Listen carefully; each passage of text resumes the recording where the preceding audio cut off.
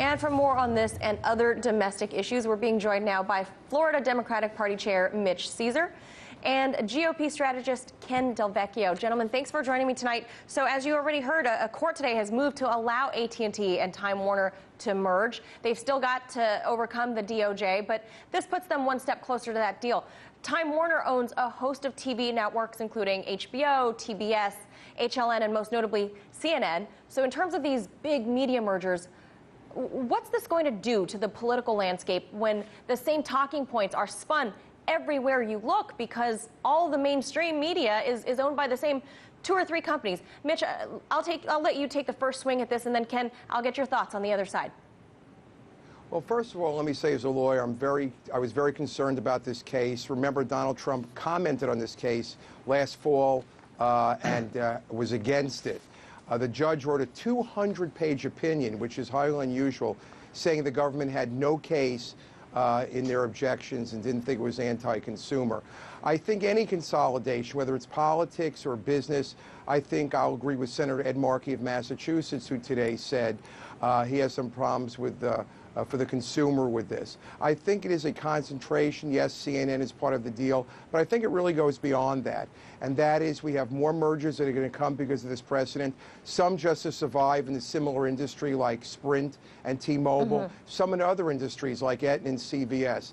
I think that's great for the stock market short term, but long term, I think the problem will be the consumer will suffer and be paying for these costs. Ken, your thoughts on that?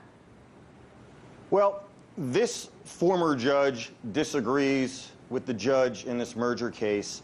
Here's why. Antitrust laws find the following, that you have to substantially interfere with competition, and it has to cause the prices for the consumers to skyrocket. And the judge in this case found that neither is going to happen.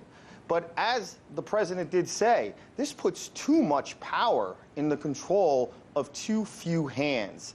And I think that there's a balancing test here. We have to worry about a slippery slope. First of all, it does seem to fly in the face of capitalism where you prevent such mergers, because people should be able to do what they want with their property and with their assets and with their money. Sure. On the other hand, this is in opposite to capitalism because it really does substantially interfere with the progress of competition. When you have just a couple companies owning all the mainstream media, yeah, the monsters of the fake news are going to grow that much more in strength. That's frightening, and the judge should have made the directly opposite decision. Now, see, gentlemen, we're starting the night with a consensus here. Both left and right seem to think this is a bad idea. You're both attorneys. And democracy, we're seeing a shift here in the last 10 years. Many people are tying this to how people consume media, and conversely, how the media is being fed to them. On the one hand, we have more options to view the things we want when we want. Yet you're seeing a media consolidation on the other hand. As you mentioned, Mitch, is this shaping 21st century politics, in your opinion? Absolutely. Technology has dictated that mergers are going to occur more and more, and you may be left with a few giants. That's a problem. We saw the problems with Facebook recently. I think there's very little to be done, as it appears today, based on, again, a 200-page decision. But I do have a great concern about consolidation of anything.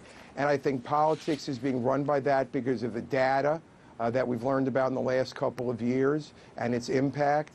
And also I'm concerned about the fact that the little guy, so to speak, is going to have less and less to say about who his cable provider is, who his telephone provider is, and we all want immediate gratification on the technology. Ken, is this shaping politics of the future? Look, Manila, one of the primary things that I do for a career is I make movies. I've made over 30 pretty, sizable star-filled film productions. And I have to say that when you look at every area of technology, this deal includes things like not only CNN, but HBO. You would think that with the 400 cable TV channels, that with the internet, with Hulu and Netflix and Amazon, that it would be much easier to get product out there. And it's really not. These kind of mergers completely stifle production. They completely stifle competition. And it's really bad news. Awesome. Thank you both, two attorneys from two different spectrums of the political scale here. Ken Del Vecchio and Mitch Caesar, thank you so much for sharing your insight with us, guys. My pleasure. Hey YouTube, thanks for checking out our channel. We hope you enjoyed the video. We have tons of content for you just like this. For more of RT America's one-of-a-kind news and analysis, be sure to subscribe and never stop questioning more.